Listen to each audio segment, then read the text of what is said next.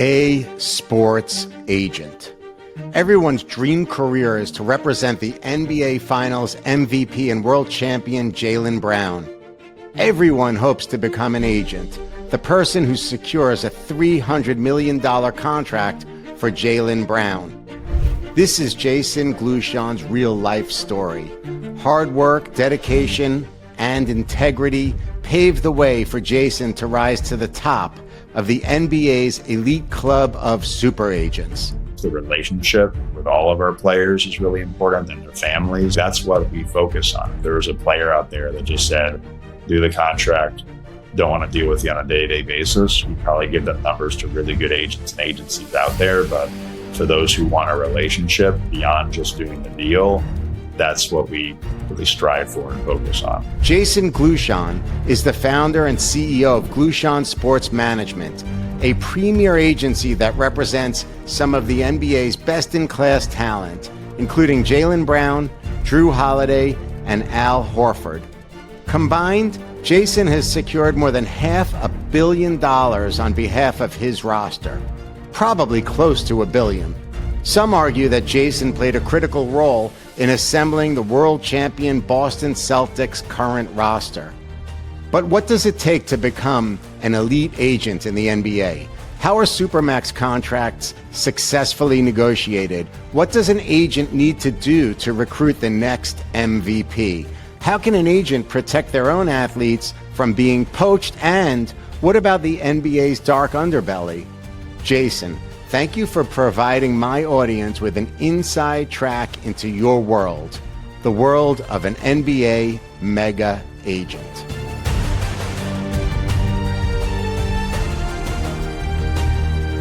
Jason Glushon, it is such an honor to welcome you to Some Future Day. How are you today? I am wonderful, Beckman. How are you on your coast?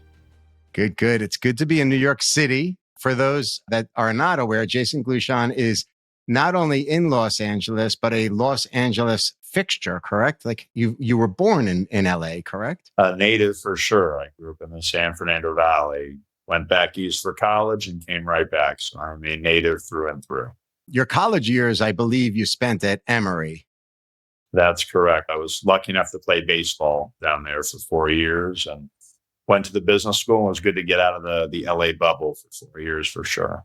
So you finished Emory, you were playing ball at Emory, but before you went to law school, were you in the minor leagues pitching then, or did the minor leagues come after law school? I think it was before law school, correct? So back then, which is 17 years ago, crazy as it is, the baseball draft used to be 50 rounds. I think now it might be 40. I'm actually not sure. But back when it was 50, after I graduated from Emory, there were 50 rounds. So 1,500 players were taken. I was not one of them. I was lucky enough to get a free and drafted free agent contract from the Oakland A's that I signed with in June of 2007. And then I was lucky enough to play for Oakland for 3 years in the minor leagues. But Glue, that's a pretty big run. I mean, you were pitching for the Oakland A's for 3 years. What was that like? That must have been just a dream come true, right? For me, it was the best because obviously I always dreamed about that from a young age, even back in Little League. You know, in minor leagues, you're not making that much money. I was still living at home in the off seasons, but for loving sports and knowing that I wanted to work in one way or another in sports, I was able to keep the dream alive of trying to make the big leagues and make a living that way, but also getting a firsthand valuable experience of, you know, playing in the minor leagues and living that lifestyle and making connections and seeing professional athletes, professional coaches on a day-to-day basis. So in the moment and afterwards, it was extremely valuable. Blue, minor league baseball to me is really interesting. I don't know if you're aware of this, but the first athlete that I represented was Cal Ripken Jr. And that's when I was exposed to his minor league team, the Aberdeen Ironbirds. Did you actually play against them at all? That was on the East Coast. We did not. I played in a number of leagues, the California League, the Texas League, the Arizona League, and the Midwest League. I did not make it to the East Coast, unfortunately. So back then, like the minor league baseball philosophy was less about, from like an executive level, it was less about winning and more about making sure the people, the families in the seats had fun. It was okay if they missed an inning or two or three to eat the great crabs that we're serving. in Aberdeen, Maryland. It was fantastic if the crazy show in between innings on the field had all of the children laughing. Was that what it was like when you were playing with the A's? I think it's a combination, like you said, the family environment, so the fan experience is to make sure that it's affordable, they can enjoy it, it's a good game, it's a good show, it's a good whole ball of wax, if you will. On the baseball side, and more so with Cal Ripken Jr., from a team side, I think it's a really good opportunity to develop younger players and to work on certain things. So as they rise up the ranks in the minor leagues in preparation for the big leagues, they're as best prepared to help the big league club as possible. So I think there's the business side, which you're alluding to with the crabs and the fireworks and the little kid races around the bases. And on the baseball side, develop the younger guys as they progress through the ranks. Yeah, I love that. I love that wholesome piece of it. I know that like that wasn't really your first experience at the professional level of baseball, right? Well, my first ever job when I turned 16 that summer specifically, I remember I worked at the local grocery store near my house. So I was the graveyard early shift from like 5 a.m. to 2. Then I think I had baseball practice. Then I was a Batboy for the visiting team at Dodger Stadium. So for me, I thought that was the greatest thing ever, doing all that work and being around those players, and especially the visiting team. While I grew up the biggest hardcore Dodger fan, getting a new team that came in every 3 or 4 games for each homestand was, again, like just a really cool experience and taught me so much that has helped me probably to this day. That's so incredible. So what did it teach you when you were a bat boy at Dodger Stadium? Was there, for example, an elite athlete that you came across as a teenager? You probably knew who it was, given the fact that you were a baseball player and a baseball fan. Is there somebody that left such a lasting impression on you that it helped shape your career or helped shape the way you interact with some of your clients today? I wish there was one, like a cool anecdote, a cool story that was like, that was the turning point that Jason made. Like, I was lucky enough, whether it's Barry Bonds or A-Rod or even a local pitcher who was kind of a legend in LA who played for the Giants, Russ Ortiz, like you were able to talk to the guys and make some relationships and learn from them. I think the bigger thing was just watching how they went about their business as professionals and how they, like for a young kid, even in high school, like it's a game. Like I love baseball. It's a game. You watch it as a game, but watching these guys as their profession and how seriously they take their craft and preparation was probably one of the biggest things. And then also the other thing is, you helped out in the clubhouse. There's a lot of clubhouse attendants and clubbies that do a lot of mundane tasks for all these players that are related and unrelated to baseball.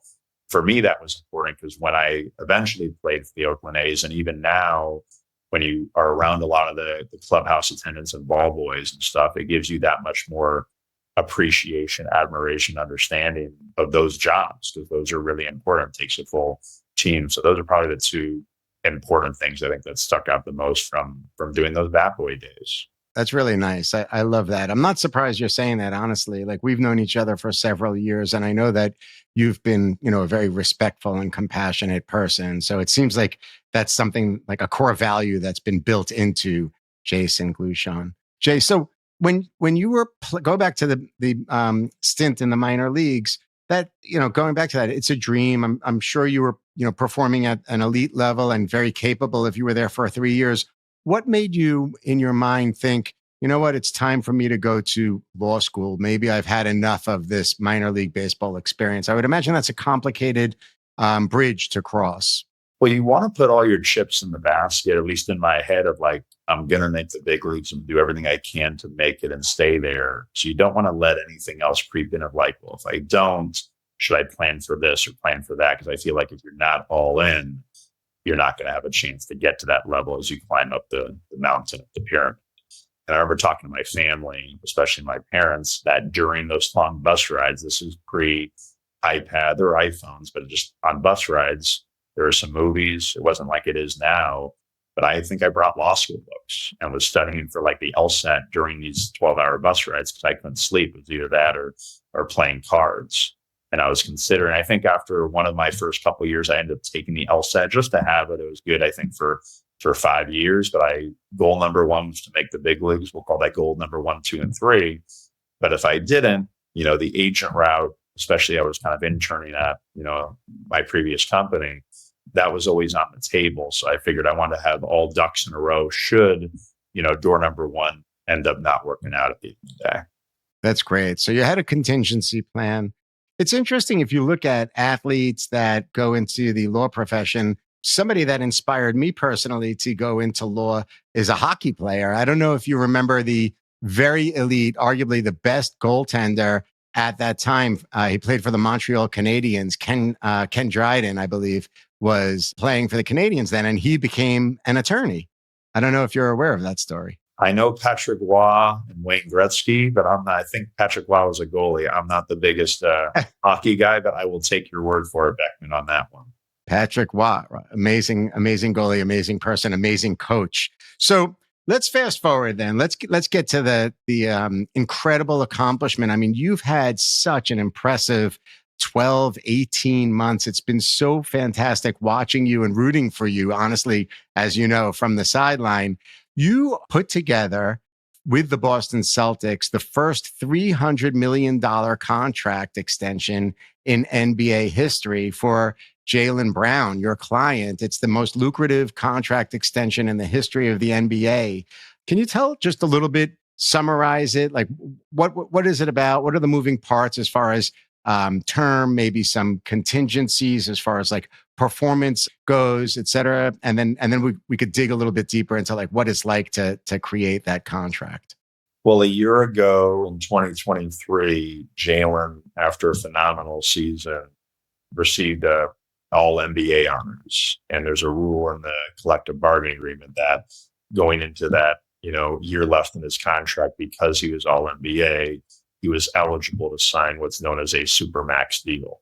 And out of his draft class, basically, he's been on the same team the entire time and earned that. He was the only player, frankly, likely eligible or close to signing that deal. There were other guys that ultimately didn't sign. So, he earned it. He deserved it. We had a negotiation, and then ultimately ended up signing that 5-year supermax deal. It has since been eclipsed by his teammate, Jason Tatum, this summer, as expected, after they won a championship. But no, for him, he deserves everything that's coming his way. He was obviously Eastern Conference Finals MVP and NBA Finals MVP this year in their first championship, 16 years. But it was very exciting to be a small part of it, to help, fight for him on his behalf to get, the contract that he so earned. Just going back, you mentioned the word supermax. What exactly is the definition of a supermax contract? So for certain NBA veterans within the league, if they hit certain criteria, whether it's Defensive Player of the Year or All NBA or All-Star there's a number of criteria that allows them to kind of earn more percent of the cap. So a player like Jaylen Brown, who's been in the league less than 10 years, he can only earn 30%. But if you hit certain supermax criteria, then he can jump to 35% of the cap. So that's what happened to Tatum this past year, and that's what happened to Jaylen Brown last year. So you think that these athletes make too much money? When they're generating $300 million in income over a 5-year period for, playing ball, are the numbers becoming obscene, Jason, in your opinion? Do you think it's just too much money? I would ask, do you think the owners are making too much money? The owners of the Celtics put the team on, going to sell it right now. They bought in the early 2000s for $300 million. They'll probably fetch it for $6 billion. That's a 200% return, I believe. So I think the players and those salaries obviously are well publicized, but the amount of money and the equity and the significant raise of valuations of teams far dwarf what players are making at the end of the day. Yeah, I mean, just to be clear with you, personally, I'm a proponent, I'm an advocate of capitalism. I think both Jaylen Brown and the Boston Celtics deserve those valuations. I think they do a lot more than entertainment. They're putting people into the workforce. They're creating value in their community. They're developing financial value in the community that floats all the way up as it relates to better healthcare, better quality of food, and beyond. I'm a big proponent of it, actually. So, Jason, you put together this supermax contract on behalf of Jaylen Brown. It's worth $300 million over a 5-year period. Going into that conversation, you're probably thinking a little bit about strategy and plans.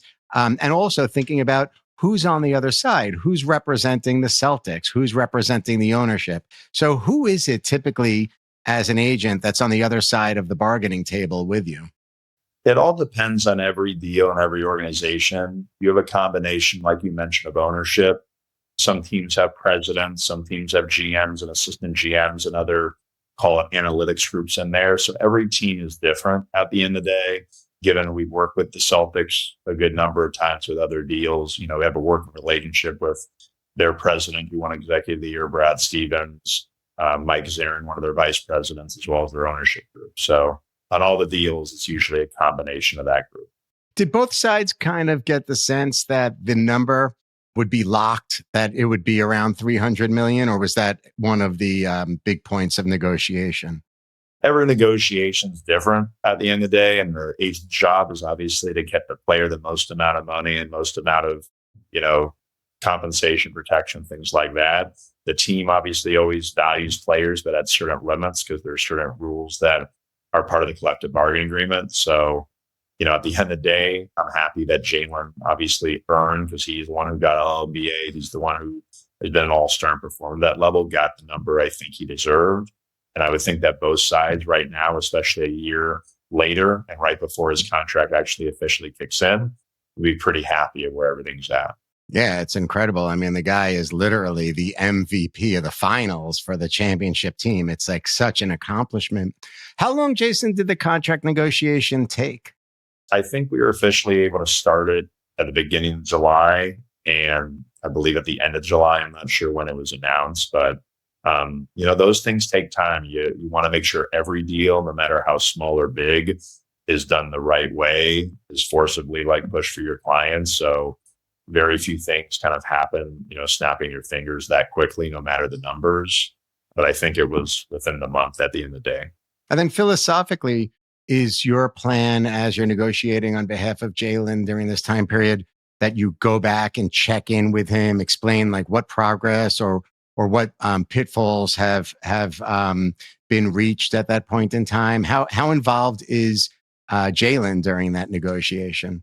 Well, for any negotiation, you want to make sure the player's aware of what's going on.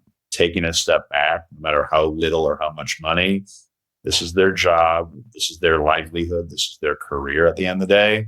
So good or bad, you want to make sure they're informed as best you can. There's a difference between informing them on the minute or on the daily versus, once every couple of days and things like that. So for every player, you obviously want to know your players well and know how to communicate with them to make sure that they're fully informed, because this is their contract and their career. So Jay, you get to this point where now the negotiation has reached the point where you're happy. You as the agent, as the attorney, you realize that it's in a spot that's reasonable, maybe even more beneficial to your client. What are you thinking in your head at that point in time? Are you thinking, okay, the Celtics have come to the table, they've done a great job, and I'm going to tell my client now, advise him, let's take the deal and move forward? Or what's going on in your head? I think at the end of the day, when you feel it's at a good place for a player to take the deal, you go over all the details.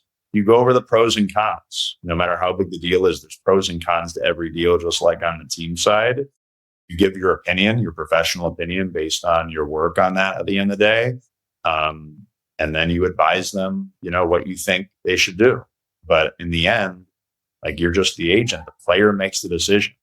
You could say no to a $3 million deal or yes to a $3 million deal, or same for a 300 or anywhere in between. So you just want to educate as best you can every part of the deal and all what it means.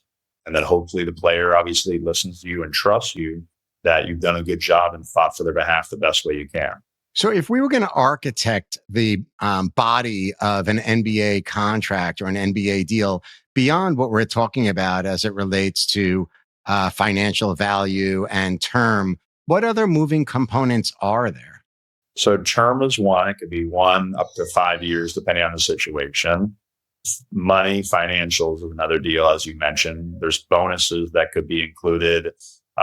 There's trade kickers, there's options, there's a team option, a player option. There's a million different small minutia that is really important when you get to the finish line. And obviously, sometimes you have less or more leverage staying with the team at the end of the day. But those things are all they're really on the bargaining table when you're negotiating for any deal, especially in basketball.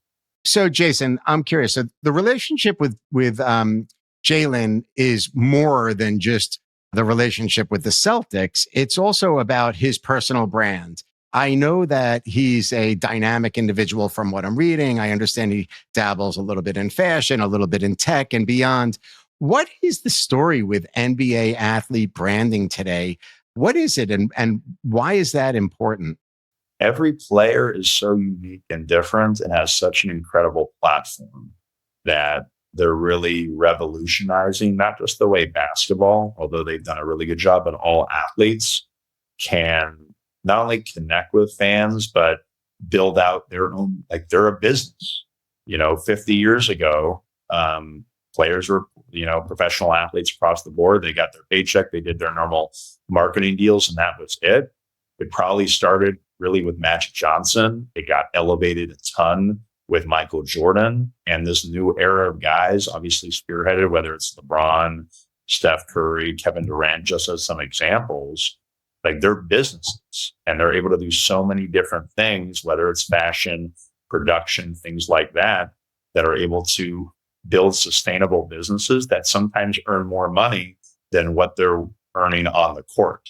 And it's special because that's what you want as a player, to be an owner at the end of the day, whether it's an owner of a franchise or of their business model. So it's fun to be part of, because players right now are capable of, frankly, accomplishing anything. And I think it's only going to continue to grow as we get, further along with some of these new crop of young, really talented players, that whatever they want, whatever goals they have in mind off the court, they're likely have the wherewithal, connections, and bandwidth to kind of make that happen at the end of the day, and follow kind of what I mentioned, from Magic to Michael to LeBron and beyond, of what these incredible basketball players have done.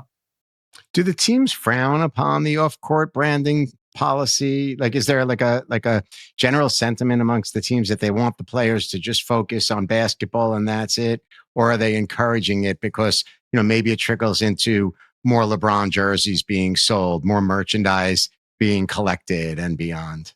I think it's beneficial to everybody at the end of the day. Obviously, as long as you continue to improve as a basketball player and keep the main thing. But like you mentioned, if players are doing incredible shoe endorsement deals or traveling the globe to their international fans, they're going to have more people flock and watch games and buy merchandise and visit and follow the NBA as a whole.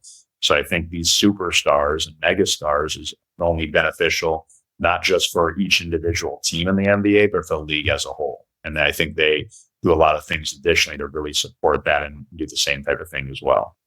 Glu, I know that you named a couple of like the past legendary athletes like Michael Jordan, but current day athletes, athletes that are currently on the court.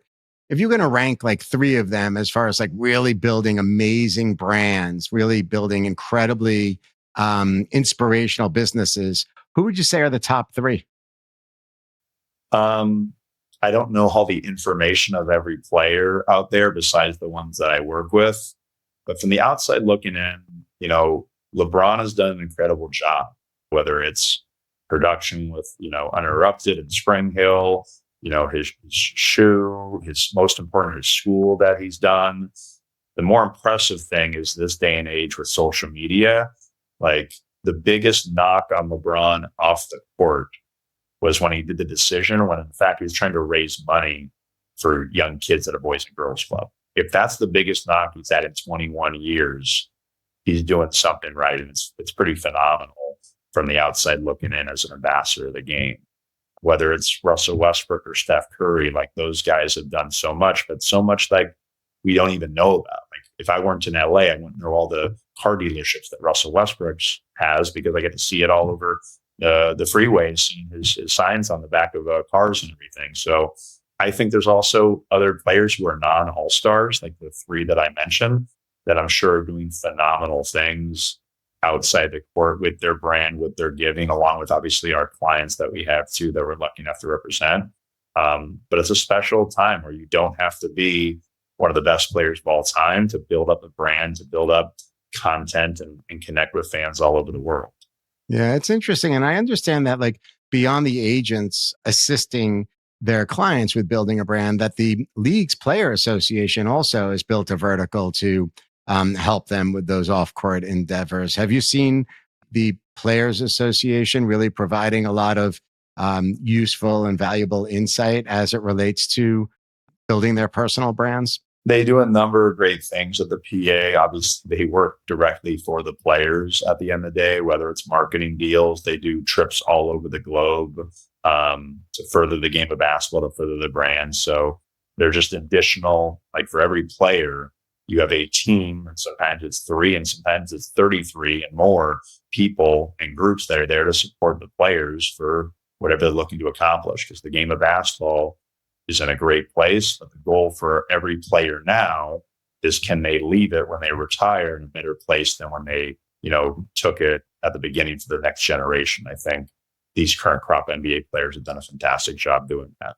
So, Glue, does that become part of your conversation when you're recruiting someone like Jaylen Brown as well? Like, for example, obviously you're super intelligent, education speaks for itself, but also you have a tremendous track record with other elite players, which we'll get into in a second. But are you also showing like a wider lens, like beyond the NBA, when you're trying to attract a new client? Here's what I can do for you off court with regards to building your personal brand and maybe a charitable overlay and beyond?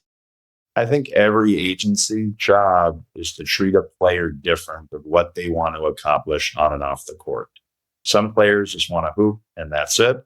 Others want the world and then some. And our job is to kind of do whatever a player and their family needs. And that's kind of what we've focused on. We've tried to be successful at doing that for any one of our guys, no matter what position they're in the NBA.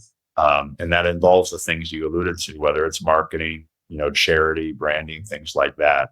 And that's the one thing, is you're not treating someone better or worse. They just have to be treated differently, because every person is different, and every player and their career is completely different. So, Yeah, it's interesting, like, again, focusing on Jaylen Brown, we look at him, I look at him, he's a god, right? Physically, he's incredible. His accomplishments on the courts. I mean, just to rattle off some more of his milestones beyond the NBA Finals MVP award this year, he's a 3-time NBA All-Star. He made the Eastern Conference Finals 6 times. He went to the NBA Finals not just this year, but in 2022 also.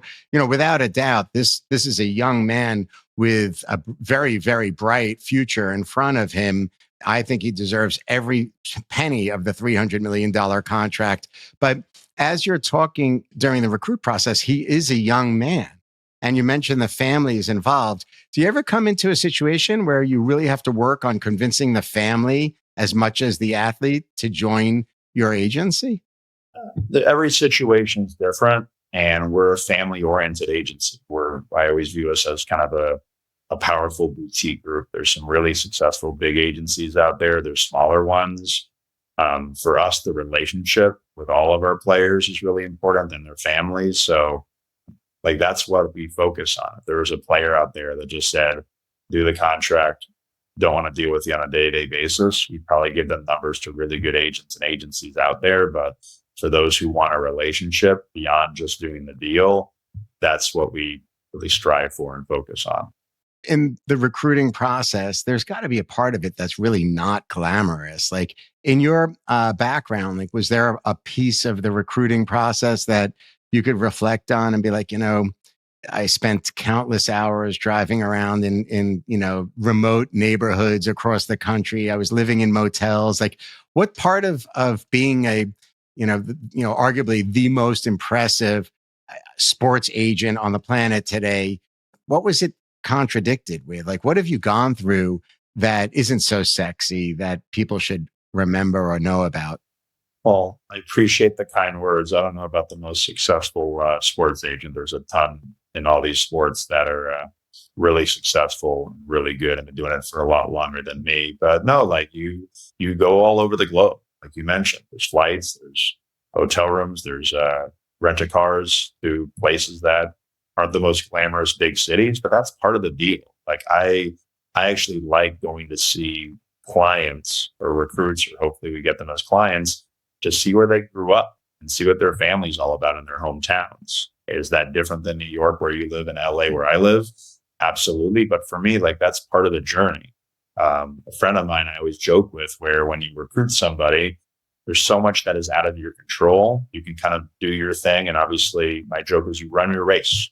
And as long as I run my race, I'm not going to look left and right of what other agencies are doing or promising or how they're going about the recruiting. I'm going to, pitch why I think we're one of the best out there and why we'd be a good fit for that player and family. If it works out, amazing. If it doesn't, we're going to put our best foot forward at the end of the day. And that's what I love doing. Like, I'm pretty genuine and straightforward. I'm not good at the BS a lot of the time, especially with families. And, that's why we've been fortunate enough with the players we have, that I think they really appreciate what we offer and our candidness at the end of the day. Glu, part of me boasting about the fact that you are a very successful agent and in your career is because I know you as a person. And one of your traits that I think is highly successful, beyond just securing these incredibly humongous contracts for your clients, is loyalty. And it's not your loyalty to the athlete, but even your athlete's loyalty to you. So, for example, when you and I met, you represented Al Horford, who's also on the Boston Celtics championship team. And I know that you worked with him and you had a lot of love and respect for him, not just as an athlete, but as an individual. And I know that you eventually secured a huge contract. I think it was over $100 million for Al. Am I correct? Yeah, we've done actually 2 since that time for him over the years. So that's correct. So how much for Al Horford? He's earned every penny and then some. He's had a Hall of Fame career. But Al, like, I've known Al a long time. And Al, when I started my own company, it was kind of my first big deal and first client there, followed by his other Boston teammate now, Jrue Holiday. And it's one of those things where every agent, every person in any business always has their big break, their big start. And for me, it is Al Horford, it is Jrue Holiday, and their families were incredible. But one thing that they probably would make fun of me about is I make sure to remind them of how kind of lucky and blessed I am and how I try not to ever take that for granted. Because if not for them, we may not be talking on this, this interview right here, and may not have the opportunity to have 4 NBA champions on the Celtics and some other incredible people who are clients as well. So you don't get that lucky in life sometimes. I know it's a mixture between hard work and luck, and obviously you need to have a little bit of both. But when it comes, especially, the Holidays and the Horfords, I am very, very blessed. The 4th player on this championship team is Sam Hauser, correct? That's your client as well. Sammy Hauser, that is correct. So did the Celtics, after they won the championship, call you and thank you for building this championship team for them? They did not. I happened to be lucky enough to be there. Brad Stevens and his front office with Mike Zarin and those guys, they built the team. We just happen to be very blessed and lucky to have 4 incredible players, incredible people, and really important members of that championship roster, contributors, as part of that. So I actually incredible. I just remember speaking to a couple other agents in the business before they ended up winning. Like, they've been doing this for 20 plus years? Have they had an opportunity to be this close with some of these guys? And a lot of them said no, because it's very hard to obviously have a champion or multiple champions. It's a lot harder to have. I think we had 4 of the 7 rotational players, but even for me, as special as Sam and Jalen are, like I mentioned, Al and Jrue gave me my shot, gave me my start. So having them win one together, it was Al's first, it was Drew's second after he was traded there. Like, it was a very special moment that, will probably rank at the top or toward the top in anything I do in this line of work. So like I alluded to, like, you're a very loyal, very dedicated individual at the core. And that translates to your career as well as to the relationships that you have with your clients. When we first met, I saw it firsthand with Al Horford behind the scenes. You were really fighting for him and wanted him to have the best. And I'm sure that you take that into any type of contract negotiation on behalf of someone like Al Horford. My first question to you is, How do you develop a relationship that is so authentic and so deep with an athlete, an elite athlete like Al Horford? I think you just have to be yourself at the end of the day. Like my kind of joke when even you're recruiting players is I am who I am, and there's some really good agents out there. We, myself, are not for everybody. There's amazing players who make a lot of money that we would not be the best agency for. And to think that we are for everybody, I think is incorrect.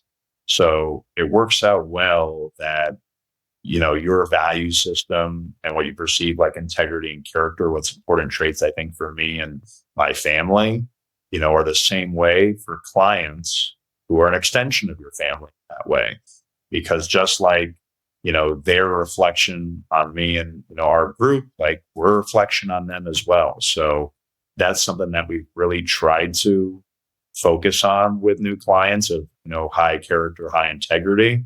And, Al encompasses that through and through from the beginning. And that's sort of like when you have that as the, our oldest tenured client, I'm not going to say oldest, but oldest tenured client, like those are just, you just got to be a normal person at the end of the day. Like you work for the players. It is business. You have to be on your game. You can't take it for granted. You can be friendly and want to be friends with them and have a real relationship, but you have to do your job the same way these players are doing their job every single day at the top of the echelon. There's only 450 NBA players in the entire planet. So you need to be on your game to do it each and every day when you wake up. But for any player, Al included, like I am who I am, for better or for worse. And I think when you get to be yourself and be genuine, you don't have to hide anything. You can straight shoot it on everything. Same with you. We were doing a deal for you, Beckman. Like, here's what the deal is. This is why I think it's good. Here are the pitfalls, and just be direct and real with them at the end of the day. And it's been a good start so far.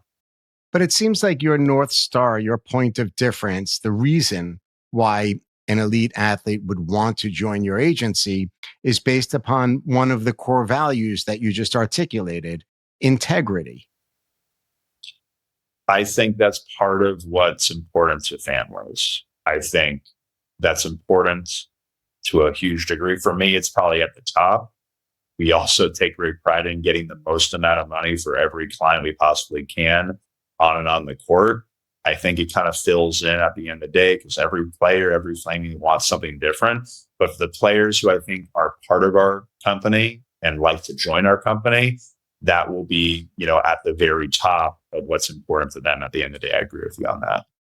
So Glue, when you talk about getting the most money for an NBA athlete, what goes into the planning there? Like, for example, is the valuation for an NBA client today based on past performance? Is it based on future potential?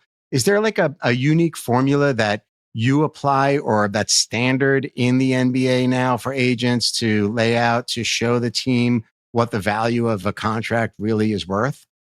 There's no standard formula. I think every team does it different. They have obviously big time analytics divisions, and I'm sure every agency does it different. It's a combination of a million things. Number one, like you mentioned, what have they done for me lately? Number two, what are they going to do? Projections of potential in the future, whether your own team or projections, how they fit in with a new team.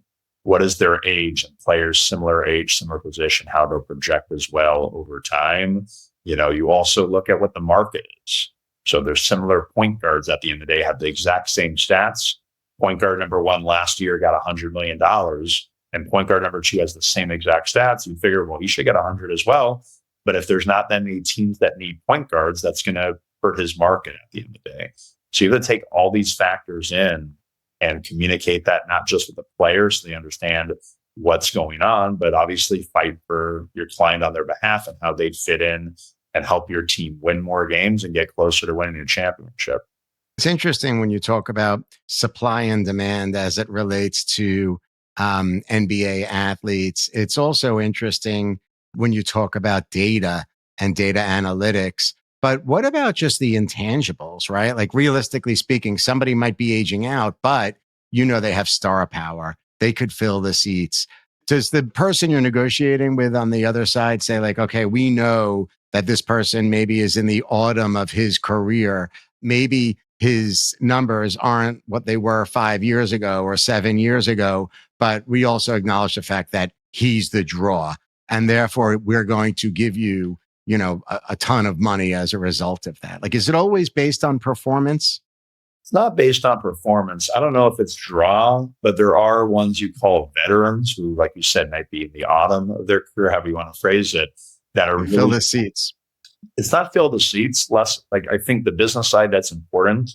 I think it's more so how do they affect the team and the winning and the younger guys. Oh, interesting. You'd rather have a veteran who may have not had the numbers he used to have, but is going to be a legend in the locker room to help out with the younger guys and guide them and be that good vet to help them out and guide them throughout the year. So we have a few of those guys at the end of the day. And that, while you can't put an exact number on that, is very valuable for any team, for any coach, for any franchise. So I would think less on business of filling the seats and more about, a veteran helping out the locker room and the younger guys. That is invaluable in certain ways.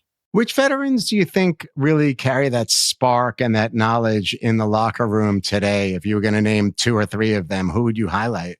Well, our clients, like Jeff Green, who's on the Houston Rockets, is one of the most respected players in the entire NBA. He won a championship in Denver a couple years ago, and his nickname is Uncle Jeff. And I think he's universally loved and respected by not just every player, but every teammate he's had or will have down the road at the end of the day. Al Horford's still performing at the highest of levels, starting the NBA Finals and doing an incredible job. But I think he's one of the more respected veterans in the league who's been around, same draft class, '07, as Jeff. But there's a lot of those guys that have been around and still remain around that are really valuable, really important. And I think coaches and general managers know that. And that's why a lot of them are important to have on rosters, even if they're not playing 35 minutes a game like they have early on in their career.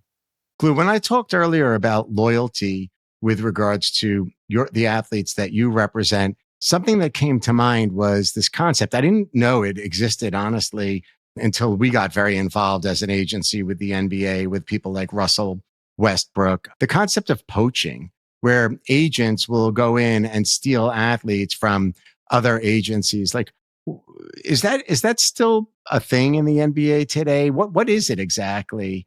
And what are your thoughts about how, if it's real, how do you protect those clients? Is there anything an agent can do to make sure their clients are not poached? Whether it's the NBA or entertainment or you're an accountant, I'm sure there's poaching that goes on at every level. Obviously, we talked about how a lot of these athletes make a lot of money. I do my best as I can to not poach any players. If players reach out, it's a different story, but I don't want to target players of other agents or agencies, especially these agents whom I really do respect and admire. But the real question which you asked was like, how do you prepare for it? And like I tell my wife, if I do everything I possibly can to the best of my ability for every one of our clients and their families each and every day, that's all you can control. That's all you can do. If you're worrying, like I wake up every morning and I truly believe that every day some agent out there is trying to poach one or more of our clients. That's just, I think, the way of the world. And I think you're naive if you don't think that way. It might be an exaggeration, but if I do my job to the best of my abilities, that's all I can control at the end of the day. And like you mentioned before, like if you have integrity and you're genuine and you do a really good job, like if you don't do a good job, I think, that's why players fire agents a lot. But if you do the best of your ability and you communicate with the player and their family and fight for them and believe in them every day, that's all you can control. But I think it's not limited to the NBA agent player relationship. I'm sure in entertainment with celebrities and actors and singers and stuff, it happens all the time. And I'm sure in everyday businesses, whether you sell, vegetables, or you sell widgets, it's going on in that way as well too. Ours is just more publicized on a grand scale. Yeah, for sure. And it's a lot of work. Like you got a lot of young, good looking guys that are going out, from city to city to nightclub to nightclub. They're in area and they're in places that, can get them face to face with one of your competitors. So I think it would be tough to run around after one of your elite athletes everywhere they go, every night they're going out to like protect your interest. I think it's too much. And it makes a lot of sense to me that you're saying you can't lose sleep over things that you can't control. But what about basketball issues that or issues that impact the business of basketball that aren't on court, which you might be able to control? Like, for example, do you ever have an athlete that can jeopardize an existing contract because they want to do something that is perhaps endangering their their fitness? Maybe they can hurt themselves or injure themselves by doing something that has nothing to do with basketball. Luckily, we haven't. Like, there are strict rules in every contract in the collective bargaining agreement that prohibits players from mountain biking or skydiving and things like that. So I see. players are really smart. Players are well aware of all the rules on that. Again, we're just here to assist and make sure they're informed of all that. But like players, I'm not going to say they're smarter than they were 15, 20 years ago, but they're very well versed in the business of basketball, both on and off the court, in my opinion. What about when they start to get involved in, like, you might think it's a bad decision. Maybe they shouldn't be so vocal about politics, or maybe you think that they're interacting with the wrong people that might give them illegal performance enhancers, or they're in a relationship with a woman that is just bad news. Do you ever see that and step in and be like, hey, I'm here for you. We got to have a conversation, almost in like a fatherly type of way? Luckily, I've not been in that situation. That's phenomenal. What about bad coaches? Like, here's something that I think is really interesting. You represent an elite athlete, and the elite athlete ends up on a team or is already on a team that hires a bad coach. How does that impact the athlete's performance? And do you have any say in trying to protect one of your athletes from a bad coach? Well, these coaches are pretty incredible, a lot of them in the league. But a lot of the time, like, you have bad bosses, you have bad coworkers in office. Like, basketball is no different than the real world at the end of the day. And until you're at the level where you're able to make this generational wealth, these big contracts, you need to do your job, no matter who your teammates are, who your coaches are, who your trainers are.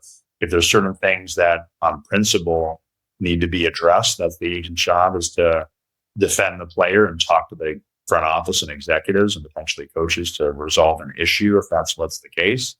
But if a coach is, not doing the job that you think they're supposed to, you either talk to them or you do your job at the end of the day. That's as simple as that. Jrue Holiday is a client of yours. He's been a client for a long time, right? How many years now? I think over a dozen, I believe. Wow. I love Jrue. I've always loved him. I remember when you picked him up as a client. I think I just read that he's going to be part of the USA basketball team in the Olympics. Am I right? He will be competing in Paris for his second gold medal. That's incredible. Who else is on the Olympic team this year? LeBron, Durant, Curry, Kawhi, there's Devin Booker, there's a number of Bam, there's a number of good guys. How far ahead is USA basketball from the rest of the world? I wouldn't say how far. Like, they're some of the most talented players in the entire planet. There's some other really good countries, some really good teams. We have a couple on Germany who beat USA last summer for the World Cup as well. So there's some really talented countries and players out there, given the NBA is so international right now. One would think it should be the USA's year again, but it's going to be tough. And that's how it should be on the international stage. Who are the underdogs that you think could knock the USA out? Well, from a selfish work perspective, Germany, led by Mo and Franz Wagner, who are clients of ours in the Orlando Magic. They have a really good team. Dennis Schroeder, Daniel Tice, and other ones as well. They won last year. So if there's the two that I'll be cheering for will be the US and the Germans, that's for sure. I know that you have an interesting background, right? Like, you're a baseball player, but your concentration is on basketball. Do you represent any athletes beyond basketball? Just basketball. Will you ever? Never say never, but I've heard that question a lot, especially from my baseball background. But it's difficult. It's all encompassing just for basketball. Like, my one line that I like to use that's different than it used to be, because it's so much involved in representing all athletes, not just basketball, is July run. and it's free agency, and that's summer league for basketball. But if you had top baseball players, you have the All-Star game coming up. And how are you going to balance which one's more important at the end of the day? Visiting your young rookies in summer league or doing free agency, or going to see your star in the MLB All-Star game. So for me personally, I don't see us potentially getting into other sports, but I always say never say never. Do you think there are going to be some big moves in free agency, some big trades during the offseason? And if so, what do you predict? Well, we've already seen Paul George go from the Clippers to Philly, which is obviously a really big move. And they kind of got their big three of him, Joel and Maxey. Yeah, there have been some other ones like DeMar DeRozan to Sacramento. So there's some bigger moves out there, and it'll be interesting to see how the rest of the summer goes and everything. But it'll be there's some really good teams out there, and then there's some other teams that I think are focused on next year's draft who has a really good crop of younger players. Yeah, I see that you forgot to mention in the East how the Knicks are going to probably challenge your Boston Celtics now. I love the New York Knicks. We had two clients on the Knicks. They made the move for Bridges, so they'll be really, really good. They were the second seed last year. They stay healthy. They definitely have the best shot as anyone to win a championship next year. I want to have some fun with you as it relates to you being a real sports fan. I want you to take off your agent's hat for a second and tell me who's better, Michael Jordan or LeBron James? Basketball-wise, I'd have Michael Jordan.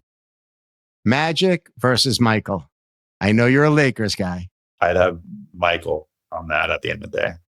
All right, let's get serious about baseball for a minute. I know your roots are with the Dodgers, but who do you want to coach? Who do you want to manage? Tommy Lasorda or Billy Martin?